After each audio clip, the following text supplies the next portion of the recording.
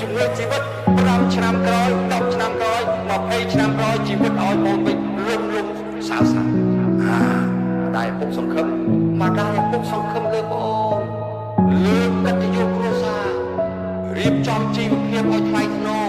ប៉ុន្តែបងយកបលិសតើជីវិតគឺជាអ្វីអ្នកណាជាអ្នកគ្រប់គ្រងសុខភាពផ្លូវចិត្តសំខាន់ណាស់អ្នកមិនអាចនឹងមើលរំលងឱកាសនៅលើផែនដីសម្រាប់ម្នាក់មានតែម្ដងគួរតែគិតកុំធ្វើប្រហែសកុំឲ្យគោបាត់ទៅធ្វើរបងកុំចងខ្លួនចោលសម្ពាធកុំបៀតទៅក្នុងកង្វល់កុំឲ្យសម្ដីអ្នកផ្សេងខ្លាចជាសម្លេងទៅតបប្រមល់ស្រឡាញ់ខ្លួនឯងឲ្យច្រើនចម្រើនគំនិតទៅវាបានផលរឿងខ្លះយើងគួរអង្គុយគិតដាក់ក្តិតទៅលើកណ្ដុរបើល្ងងយើងកុំធ្វើឆ្លាតបើឆោតយើងគួរតែឆ្ងល់រៀនស្ដាប់ដល់បបពិសោធន៍ព្រោះយើងគ្មានក៏រូបកសលធ្វើឲ្យយើងច្បាស់ជាធ្វើបើធ្វើទៅធ្វើឲ្យដល់កុំនាំទុកដាក់អ្នកផ្សេងកុំឲ្យអ្នកផ្ទះមានចលាចល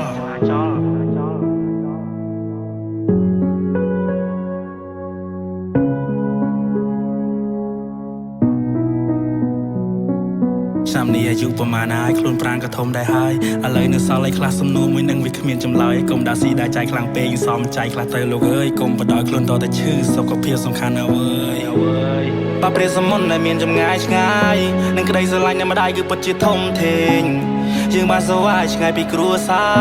តែនៅក្នុងផ្នែកលោកប៉ាយើងគឺជាកូនក្មេងមិនដែលប្រាថ្នាអ្វីទេពីកូនស្ងួនគ្រាន់តែចង់ឲ្យកូនជារស់ដោយខ្លួនឯងរៀបចំជីវិតរស់នៅឲ្យត្រូវក្បួនរំភើចិត្តពេកទៅហើយពេលឃើញកុំប្រឹងប្រែងជីវិតជាយុវវ័យវិថីដែលគួរប្រយ័ត្នអាយុមិនទាន់20ពួកយើងសំងំដោះស្រាយវិបត្តិពីក្មេងមិនទាន់នឹងក្តីវេលាជាតែរសាត់ពេលនេះយល់ពីអត្ថន័យ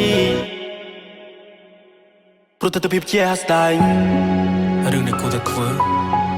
ខ្ញុំបានព្យាយាមមកហើយបរាជ័យប្រែមកថាឈ្នះនៅពេលក្រោយកម្មៈប្រែថាអំពើអ្វីដែលយើងធ្វើ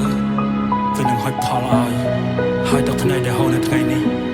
គឺជាទឹកភ្នែកនៃកម្លាំងចិត្តឲ្យខ្ញុំក្រោកឈរបន្តដើរទៅមុខហើយសង្ឃឹមថាទឹកភ្នែកដែលហូរនៅថ្ងៃក្រោយគឺជាទឹកភ្នែកនៃក្តីរំភើបសម្រាប់ផលផ្លែដែលខ្ញុំបានខំប្រឹងកុំឲ្យជោគវាសនាទីយើងទៅឆ្ងាយពីភាពជោគជ័យរៀនកែប្រែភាពឈឺចាប់ទៅជាក្រចាប់ចាប់យកឱកាសយកកណ្ដាស់ជួតទឹកភ្នែកជាស្អាតតោះចាប់ផ្ដើមថ្ងៃថ្មី